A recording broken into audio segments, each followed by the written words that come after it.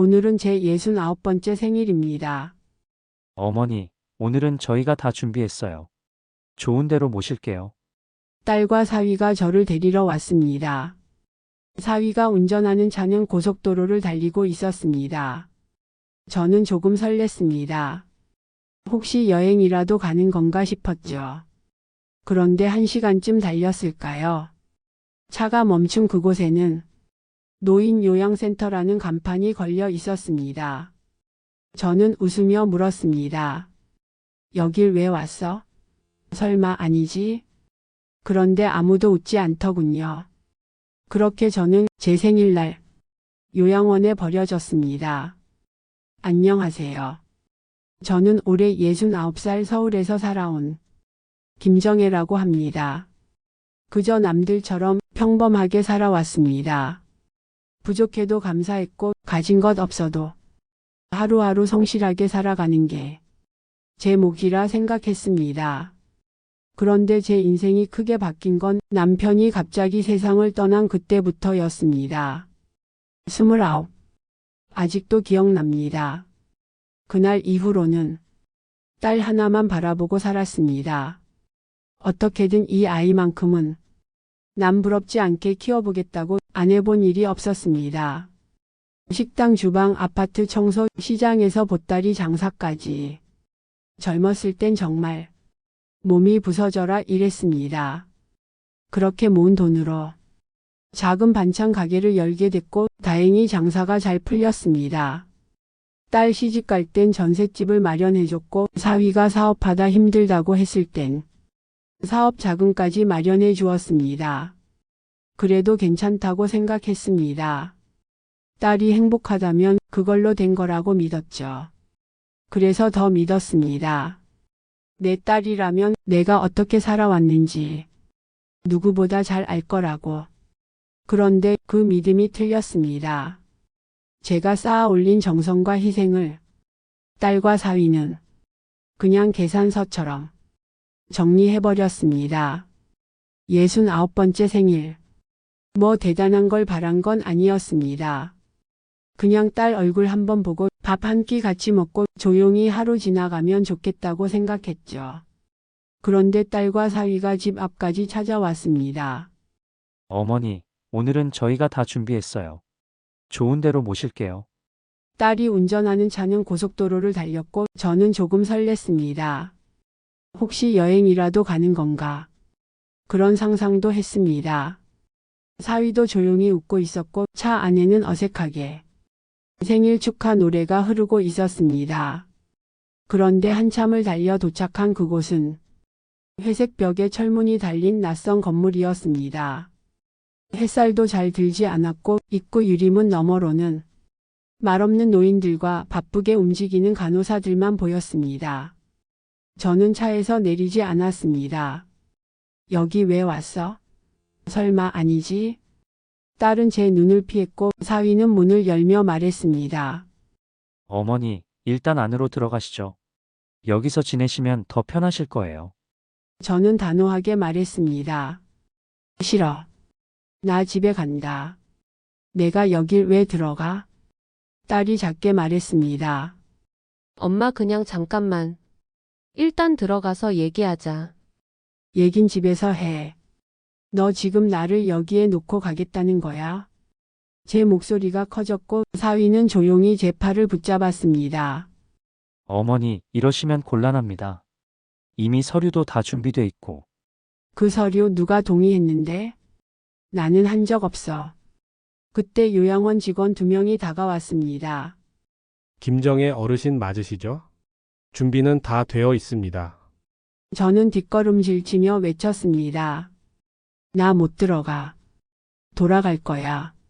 당장 차 빼.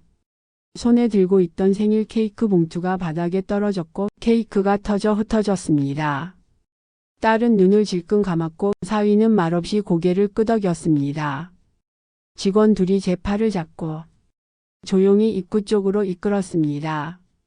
저는 온몸으로 저항했습니다. 놓으라고. 나 멀쩡하다고. 정신도 멀쩡하고 아픈 데도 없다고. 하지만 아무도 제 말을 들어주는 사람은 없었습니다. 입구 자동문이 철컥하고 닫히는 소리, 그 소리가 아직도 귀에 남아 있습니다. 그날은 제 생일이었고 제 인생이 그렇게 정리됐습니다. 딸과 사위가 떠난 뒤 저는 이 낯선 공간 한가운데 멀뚱히 서 있었습니다. 직원이 제 방이라고 안내한 곳은 작은 창 하나, 벽지는 옅은 베이지색, 구석엔 침대 하나가 놓인 방이었습니다. 저는 케이크 봉투를 조용히 바닥에 내려놨습니다. 그 위에 생일이라며 딸이 써준 작은 메모가 얹혀 있었는데요. 엄마 사랑해요. 건강하세요. 전 그 메모를 한참 들여다보다가 그냥 뒤집어 놓았습니다. 그날 저녁엔 밥이 나왔고 약이 나왔고 간호사는 저를 어르신이라 불렀습니다. 저는 그 말이 제일 싫었습니다. 어르신. 갑자기 그렇게 불리면 정말 내가 늙고 쓸모없는 사람처럼 느껴지니까요. 거울 앞에 앉아 제 얼굴을 바라봤습니다. 멀쩡합니다. 정신도 멀쩡하고 기억력도 괜찮고 아픈 데도 없고 그저 딸과 사위 눈엔 제가 처리해야 할 짐처럼 보였겠죠. 그렇게 요양원에서의 첫날이 끝났습니다. 그런데 이상하죠. 하루 종일 누군가와 말을 주고받았는데 저는 한마디도 제 진짜 속마음을 꺼내지 못했습니다. 처음 며칠은 머릿속에 한 가지 생각뿐이었습니다. 어떻게든 여기서 나가야겠다. 화장실 옆 작은 창문, 식당 문이 열리는 시간, 간호사가 교대하는 틈. 모든 움직임을 유심히 살폈습니다. 밤에도 깊이 잠들 수 없었습니다. 혹시라도 누가 문을 열고 들어오진 않을까, 열쇠 소리가 들리진 않을까. 귀를 세우고 눈을 떴습니다. 그러다 하루 이틀 사흘. 저는 깨달았습니다. 이곳은 틈이 없습니다. 문은 항상 자동으로 닫혔고 직원들은 늘 2명씩 움직였습니다. 제가 무언가를 살피고 있다는 걸 이미 알고 있는 듯한 눈치였습니다. 탈출할 수 없다는 걸 알게 되자 몸보다 마음이 먼저 지쳐갔습니다. 하루에 2번 약이 나왔고 3번 식사가 나왔습니다. 정해진 시간, 정해진 행동, 정해진 말투. 사람들은 있었지만 사람 소리는 없었습니다. 어르신들 대부분은 말이 없었고 어떤 분은 밤마다 같은 말을 반복하셨습니다. 우리 딸 언제 오니? 그 소리가 너무 슬프게 들려서 처음엔 이불을 뒤집어 썼습니다. 그런데 어느 순간 나도 모르게 그 말을 입 안에서 따라하고 있었습니다. 마음속 무언가가 조용히 무너져가는 소리. 분명 처음 며칠 전까지는 나 자신을 정상이라고 믿고 있었는데 이제는 그 경계마저 흐릿해지는 것 같았습니다. 요즘은 거울을 잘 안 봅니다. 아침에 세수하고 얼굴을 마주치면 낯선 사람이 서 있는 것 같아서요. 이곳에 온 지 며칠이 지났는데도 아직도 저는 제 이름을 부르는 사람이 하나도 없습니다. 다들 어르신 어르신. 나는 이름이 있는 사람인데 이젠 그런 기억들도 나만 갖고 있는 것 같았습니다. 내가 그 아이들에게 무슨 의미였을까? 아무도 날 기억하지 않는다면 나는 정말 사라진 사람이나 마찬가지겠지. 그러던 어느 날 병원에 외부인이 방문하는 날이었습니다. 복도 의자에 앉아 있던 저는 멀리서 양복을 입은 남자가 직원들과 무언가 이야기를 나누는 걸 보았습니다. 그냥 또 다른 보호자인 줄 알았죠. 그런데 그 사람이 제 쪽으로 고개를 돌렸을 때 눈빛이 잠깐 머뭅니다. 그리고 조심스레 다가왔습니다. 혹시 김정혜 선생님 아니세요? 저는 놀라서 그를 바라봤습니다. 네? 저를 어떻게? 남자의 얼굴엔 묘한 미소와 떨림이 동시에 있었습니다. 호준이는 조금 떨리는 목소리로 말했습니다. 어릴 때요. 복지관에 할머니 따라다니던 애 있었잖아요. 맨날 구석에 앉아서 말도 못 붙이던 애요. 그 말을 듣자 머릿속 어딘가에서 먼지 쌓인 책장이 하나 퍽 하고 열렸습니다. 가게 하면서 틈틈이 동네 복지관에서 어르신들 한글 가르치는 일을 했었습니다. 선생님이라고 불리는 게 참 어색했는데 나름 그 시간들이 저한텐 위로였어요. 저는 잠시 멍해졌습니다. 그게 너였구나. 호주는 작게 웃으며 고개를 끄덕였습니다. 선생님은요, 제가 기억하는 처음이자 마지막으로 절 따뜻하게 대해준 어른이었어요. 늘 도시락 한 칸 나눠주시고, 신발 작아 보인다고 슬쩍 새 운동화도 주시고, 제가 글씨 모른다고 수업 끝나고 종이랑 연필 챙겨주셨던 거 다 기억나요. 근데 그게요, 그냥 물건을 주신 게 아니라 제 얘기를 들어주는 어른이셨거든요. 전 그게 얼마나 큰 위로였는지 몰라요. 저는 할 말을 잃었습니다. 그 아이가 지금 이 요양원의 원장이 되어 제 앞에 서 있는 겁니다. 근데 어쩌다 여기까지 오셨어요? 그는 조심스럽게 물었습니다. 몸이 안 좋으신 건 아니신 것 같고, 혹시 어떤 사정이 있으신 건가요? 저는 그제야 가슴 속에 쌓아뒀던 말들이 목구멍까지 차오르는 걸 느꼈습니다. 아픈 데 없어. 정신도 멀쩡하고 걷는 것도 전혀 문제 없단다. 저는 그를 똑바로 바라보며 말했습니다. 근데 우리 딸이 사위가 말이야. 생일날이라고 날 데리고 나와서는 여기에 두고 갔어. 그는 말없이 들었습니다. 처음엔 농담인 줄 알았지. 이런 데를 왜 와, 나한테 왜 이래. 근데 문이 닫히고 나니까 알겠더라고. 이게 진짜구나. 제 목소리가 점점 떨렸습니다. 이런 꼴 보여서 미안하네. 근데 네가 있어서 다행이다. 이호준 원장은 제 앞에 조용히 쪼그려 앉았습니다. 그리고는 제 눈을 마주 보며 말했습니다. 선생님, 죄송한 말씀일 수 있지만 이제부터라도 제가 도와드릴 수 있을 것 같아요. 그 말 한마디에 참았던 눈물이 뚝 하고 떨어졌습니다. 누군가에게 도움이 필요하다고 인정하는 것도 그걸 받아들이는 것도 쉽지 않은 나이입니다. 순간 마음속 어딘가에서 꺼져가던 불이 아주 작게 다시 켜지는 느낌이 들었습니다. 저는 처음으로 이곳에서 살아있는 사람처럼 느껴졌습니다. 호주는 깊게 고개를 숙이며 말했습니다. 그때 받았던 거, 지금 제가 조금씩 갚아가도 될까요? 그 말에 정혜의 눈가가 조금 젖었습니다. 그 작았던 아이가 이젠 날 지켜주겠다고 말하고 있었습니다. 다음 날 호준 원장이 먼저 연락을 줬습니다. 선생님, 입소동있어 혹시 직접 서명하신 적 있으세요? 저는 고개를 저었습니다.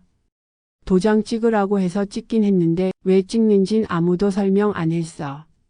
그는 무겁게 고개를 끄덕이더니 병원 서류를 하나씩 들춰보며 말했습니다. 문제될 수 있는 부분이 있습니다. 보호자 동의로만 처리된 부분이 꽤 많아요. 선생님 직접 서명이 없는 곳도 있고요. 저는 순간 그날의 장면이 다시 떠올랐습니다. 여기에 도장만 찍으시면 됩니다. 사위의 차가운 말투. 그럼 내가 여기 억지로 들어왔다는 증거가 될 수도 있을까? 그는 고개를 끄덕였습니다. 네, 만약 원하신다면 외부 법률 상담도 연결해 드릴 수 있습니다. 그리고 선생님 명의 재산도 확인해 보셔야 합니다. 재산까지? 네, 보통 이런 일이 있을 땐 부동산, 금융계좌 등 어르신들 모르게 위임 처리가 들어가는 경우가 많습니다. 선생님도 먼저 확인해 보시는 게 안전합니다. 저는 고개를 천천히 끄덕였습니다. 오랜만에 누군가가 제 이야기를 진심으로 들어주는 느낌이었습니다. 잘못된 걸 바로잡아야겠다는 생각보다도 그냥 내 옆에 누군가가 있다는 사실이 그렇게 따뜻할 수가 없었습니다. 예전 같았으면 그냥 덮고 참았을 겁니다. 애들이 뭘 모르고 그런 거겠지. 내가 또 버티면 되지 뭐. 그렇게 넘겼을지도 모르죠. 그런데 이제는 이대로 두면 안 되겠다는 생각이 들었습니다. 여태껏 저는 누군가를 지키기 위해 살아왔지만 이제는 저 자신을 지켜야겠다고 마음먹었습니다. 실마리가 하나씩 풀리기 시작했습니다. 호준이는 조심스럽고도 꼼꼼하게 절 도와주기 시작했어요. 먼저 제 명의로 된 통장을 하나하나 살펴봤습니다. 입출금 내역 자동 이체 기록. 저는 사실 그동안 돈이 어떻게 움직였는지도 잘 모르고 있었습니다. 그런데요, 대출이 2건 잡혀 있었어요. 저는 분명 그런 걸 신청한 기억이 없는데 알고 보니 제 명의로 생활비를 돌려막고 있었던 겁니다.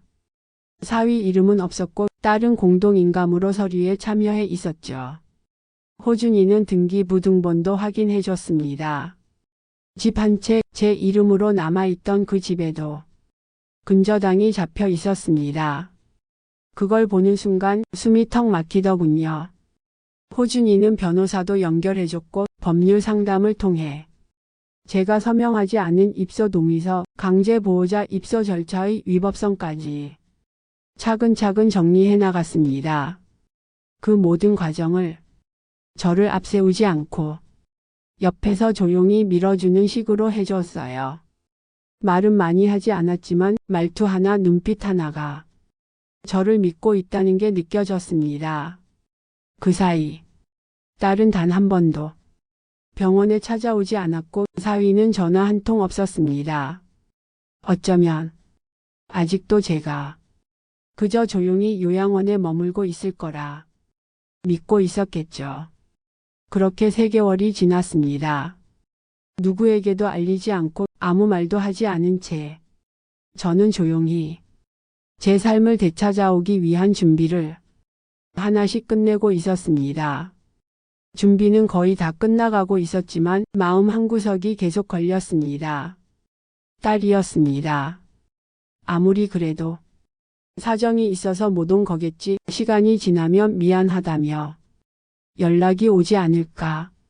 그런 기대를 아직도 하고 있는 제가 스스로 한심하게 느껴졌습니다. 그래도 마지막으로 한 번은 제 입으로 직접 말하고 싶었습니다. 전화를 걸었습니다. 신호음이 2번 울리고 딸의 목소리가 들렸습니다. 여보세요? 엄마야. 엄마? 목소리가 낯설 정도로 건조했습니다. 왜 한 번도 안 왔어? 엄마 여기 들어온 지 3개월이야. 딸이 한숨을 쉬었습니다. 엄마 또 그 얘기야? 솔직히 엄마 혼자 사는 거 나도 걱정돼서 그랬어. 걱정돼서 나를 요양원에 넣었다고? 엄마 나이도 있고 병원에 있으면 안전하잖아. 간호사도 있고 식사도 나오고. 그럼 묻자. 나 아파서 들어간 거니? 딸은 말을 잇지 못했습니다. 내가 치매라도 걸렸니? 허리라도 못 써?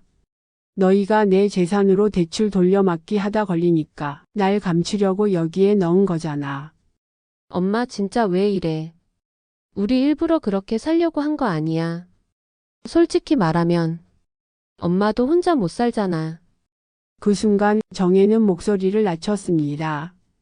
아무리도 혼자라도 외로워도 살 수 있어. 근데 사랑한다고 믿었던 사람한테 버림받으면 그건 살 수가 없어. 딸은 흥분한 목소리로 쏘아붙였습니다. 그럼 지금 나한테 뭘 어쩌라고. 엄마가 그렇게까지 나오면 우리 다시는 못 봐. 정혜는 조용히 대답했습니다. 그래. 그 말 내가 할 줄 알았어. 전화는 끊겼고 핸드폰을 무릎 위에 올려두고 한참을 바라봤습니다. 가장 사랑했던 사람이 가장 낯선 말투로 나를 끊어내는 순간이었습니다. 통화를 끊고 나니 손이 덜덜 떨렸습니다. 아무 말도 하지 못하고 핸드폰을 무릎 위에 올려둔 채 한참을 멍하니 있었죠. 그 아이가 내 딸이 나한테 그런 말을 할 줄은 몰랐습니다. 그 순간 제가 키운 딸이 아니었습니다. 그냥 제 인생을 발판 삼아 자기 삶만 챙긴 아주 낯선 여자였죠. 눈물이 안 났습니다. 오히려 이상하게 속이 조용해졌습니다.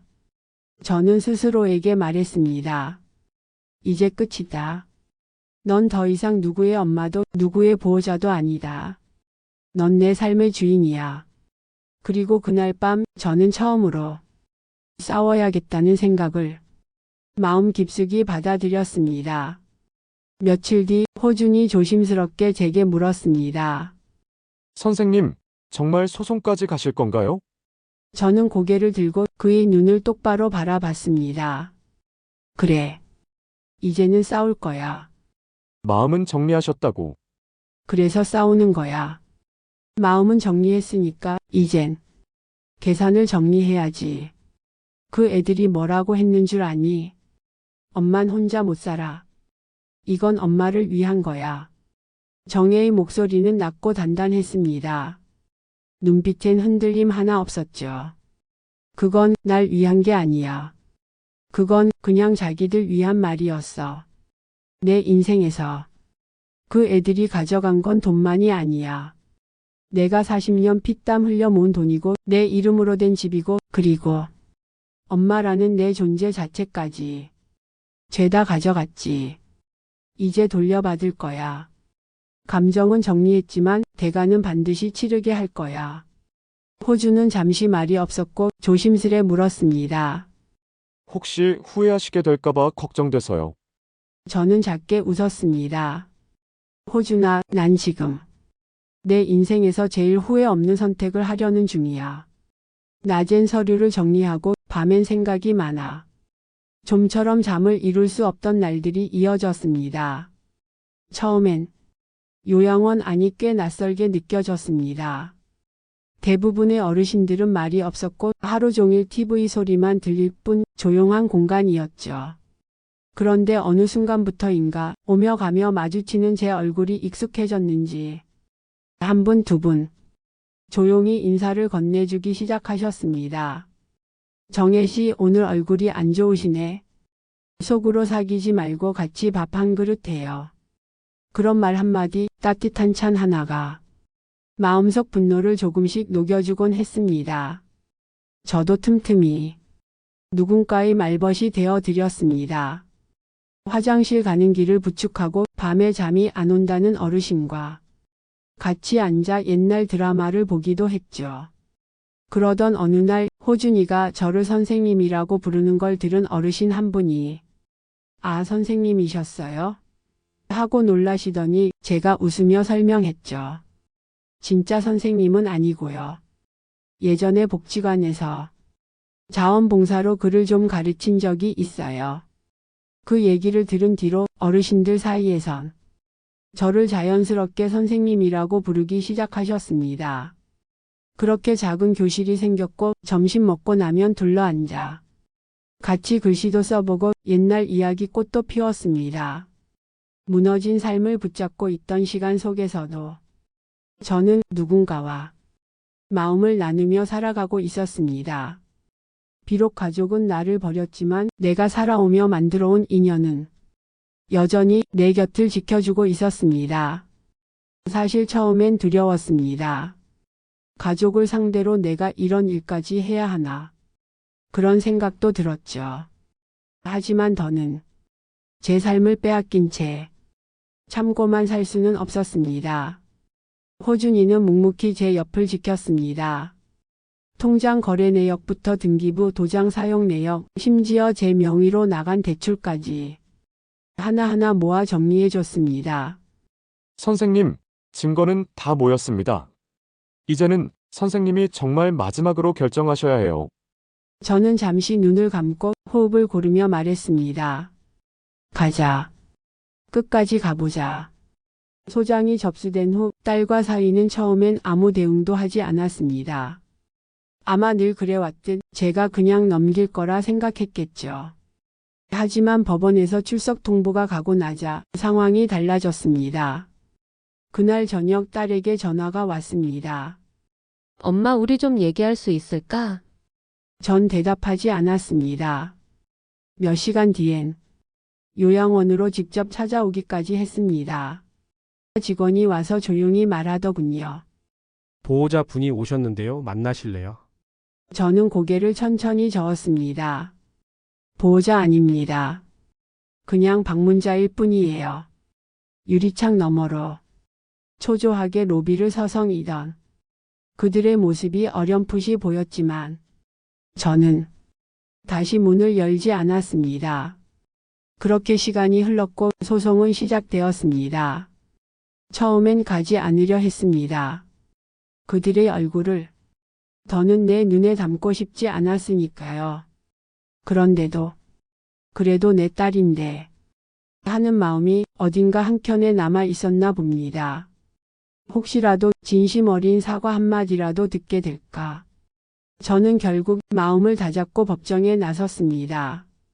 호준이는 저 멀리 방청석에 앉아 조용히 저를 바라보고 있었습니다. 먼저 말을 꺼낸 건 사위였습니다. 저희가 뭘 그렇게 잘못한 건지 모르겠습니다. 솔직히 저희도 부담이 많았고 어머님이 그땐 괜찮다고 하셔서 재판장이 말을 끊었습니다. 계약서상 인감날이는 본인이 한 게 아닌 걸로 밝혀졌습니다.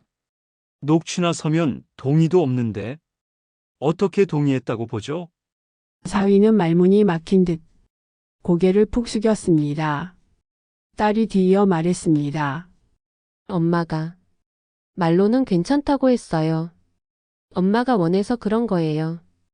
그땐 진짜로 우리가 가족이니까 엄마니까 믿고 그렇게. 판사는 천천히 서류를 넘겼습니다. 어머니 명의 대출 3건 총 1억 8천만 원. 사용 내역은 전부 피고 측 계좌로 이체되어 있습니다. 본인의 이익을 위해 사용한 건 맞죠? 딸은 대답하지 못했고 사위는 변호사를 바라봤지만 누구도 더 이상 말 한마디 보태지 못했습니다. 그날 법정에서 그들은 더 이상 가족이라 불릴 수 없었습니다. 재판이 끝난 뒤 저는 조용히 창가에 앉아 하늘을 올려다봤습니다. 눈물도 분노도 아니었습니다. 그냥 긴 꿈에서 깨어난 듯한 조용한 안도감. 거짓은 무너졌고 진실만이 남았습니다. 저는 끝까지 그들의 눈을 바라봤습니다. 진심이라도 담겨 있을까? 후회하는 기색이라도 있을까? 그런데 그 사람들은 제 탓을 하고 있었습니다. 엄마가 괜찮다 했다. 어머님이 먼저 그러셨다. 정말 그게 전부였습니다. 내 인생을 뒤흔든 사람들의 입에서 사과는커녕 한 줄의 책임감도 들리지 않았습니다. 그 순간 제가 마지막으로 붙들고 있던 가족이라는 단어가 조용히 마음에서 떨어져 나갔습니다. 그리고 그제야 저는 제 마음을 정말로 정리할 수 있었습니다. 이 사람들은 날 사랑한 게 아니라 내 것을 원했을 뿐이구나. 그걸 스스로 납득하게 된 순간 분노도 미련도 천천히 사라져 갔습니다. 그날은 평소처럼 조용한 오후였습니다. 요양원 복도 끝에서 누군가 제 방 앞으로 걸어오고 있었죠. 문이 똑똑 2번 노크되더니 조심스레 문이 열렸습니다. 선생님, 호준이었습니다. 그의 손에 하얀 봉투 하나가 들려 있었습니다. 도착했어요. 판결문입니다. 저는 말없이 고개를 끄덕였고 호준은 제 앞에 조심스럽게 봉투를 내려놓았습니다. 잠시 그 봉투를 바라만 봤습니다. 내 인생의 한 페이지를 마침표 찍어줄 종이 한 장. 손이 조금 떨렸지만 저는 조심스레 봉투를 열었습니다. 피고는 원고에게 불법 명의 대여 및 자산 침해에 따른 손해 전액을 반환할 것, 법적 보호자 및 가족관계 해제를 인정한다. 저는 천천히 고개를 들어 호준을 바라봤습니다. 다 끝난 거니? 호준은 조용히 웃으며 고개를 끄덕였습니다. 이제 선생님 집으로 돌아갈 시간이 왔어요. 순간 왈칵 눈물이 차오를 것 같았지만 저는 꾹 참았습니다. 그냥 말없이 미소 지었죠. 가족은 결국 저를 버렸습니다. 엄마니까 당연히 줄 수 있는 사람이라 생각했던 거겠죠. 제 마음을, 제 삶을 그렇게 쉽게 소비했습니다. 그런데 정작 저를 지켜준 건 가족이 아니라 내가 살아오며 쌓아온 인연들이었습니다. 어린 시절 도시락 하나 나눠주고 말 한마디 건네줬던 아이. 그 아이가 어른이 되어 제 손을 잡아주었습니다. 가족이 아니어도 피 한 방울 섞이지 않아도 내가 사람답게 살아오며 만든 시간과 마음은 결국 나를 배신하지 않았습니다.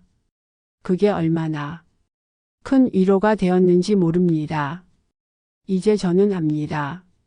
세상은 나 혼자 견뎌야 할 때도 많지만 사람 사이에 남긴 따뜻한 마음이 끝내 나를 지켜줄 거라는 걸요. 가방을 정리하는데 별로 오래 걸리진 않았습니다. 요양원에 올 때도 많지 않은 짐이었고 돌아갈 때 역시 가볍게 짐을 쌌습니다. 다만 마음만큼은 처음과 전혀 달랐습니다. 방을 한번 천천히 둘러봤습니다. 낡은 창틀, 벽에 걸린 달력, 한동안은 이 작은 공간이 저희 세상이었죠. 문을 열고 나가자 익숙한 어르신 한 분이 저를 향해 웃었습니다. 어이구, 선생님 이제 가시게? 네, 덕분에 잘 지냈어요. 하나둘 인사를 건넸습니다. 그렇게 요양원 입구까지 나섰을 땐 어르신 몇 분이 저를 배웅해주고 계셨습니다. 건강하게 지내요. 다음엔 놀러 와요, 정혜 씨. 그 인사를 받으며 저는 고개 숙여 정중히 인사드렸습니다. 떠나는 발걸음이 처음보다 훨씬 가벼웠습니다. 이곳에서도 저는 마음을 나눌 수 있었고 그 마음은 언젠가 다시 나에게 돌아온다는 걸 몸소 배웠습니다. 그리고 정말 오랜만에 다시 집으로 돌아갑니다. 생일날 그냥 좋은데 다녀오자는 말만 믿고 집을 나섰던 그날 잠깐의 외출이라 생각했는데 그 길의 끝은 요양원이었고 다시 집으로 돌아오는 길은 참 멀고도 낯설었습니다. 그리고 무엇보다 다시 혼자가 될 줄은 정말 몰랐습니다. 아무튼 돌고 돌아 아주 오랜만에 저는 다시 집 앞에 섰습니다. 아무 말 없이 문 앞에 서 있는데 가슴 깊은 어딘가에서 설명하기 힘든 감정이 올라왔습니다. 반가움도 서운함도 미련도 다 섞인 어떤 묘한 울컥함이었습니다. 저는 잠시 그 자리에 서 있다가 조심스레 문고리를 돌렸습니다. 그리고 그 순간 문이 딸깍하고 열리며 제 인생의 다음 장이 조용히 시작되는 소리가 들렸습니다. 집 안은 몇 달 전 그날 그대로였습니다. 테이블 위에는 딸이 오기 전 마시다 놓고 간 커피잔, 장롱을 열자 딸과 사위가 두고 간 옷까지 몇 벌이 여전히 걸려 있었습니다. 저는 천천히 그 흔적들을 하나하나 꺼내어 박스에 담기 시작했습니다. 누군가를 위해 헌신하고 모든 걸 내어주며 살아왔던 시간들. 이제는 그 시간들과도 조금씩 이별을 해야겠지요.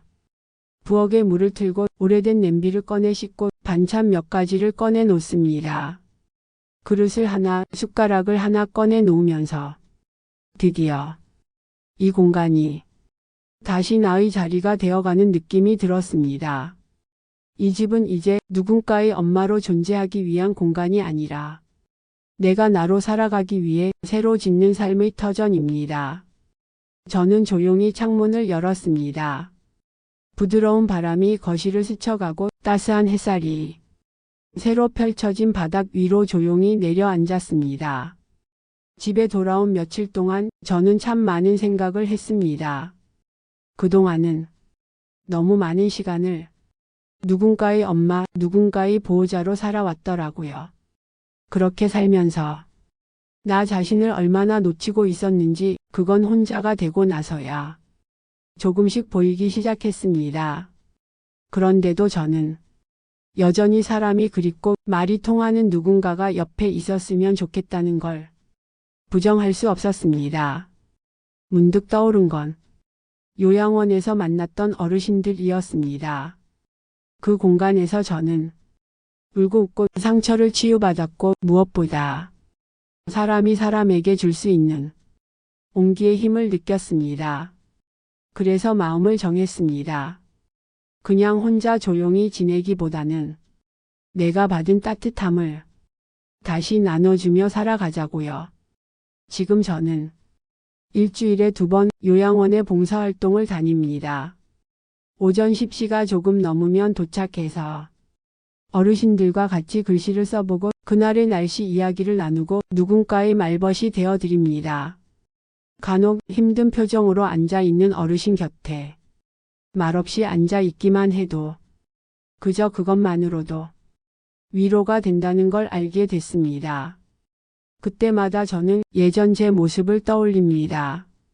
누군가 곁에 있어줬기에 그 고단한 시간을 버틸 수 있었던 그때. 이제는 제가 그 역할을 하고 있는 거죠. 집으로 돌아오는 길 따뜻한 국 하나 끓여 먹고 좋아하던 라디오를 틀고 조용히 책을 읽는 밤. 예전엔 상상도 못했던 혼자인 시간을 저는 이제 조금씩 사랑하게 됐습니다. 이제는 나를 위한 삶을 살아갑니다. 하지만 그 나는 혼자만을 위한 사람이 아니라 누군가의 인생에 작은 온기를 건넬 수 있는 그런 사람으로 살고 싶습니다.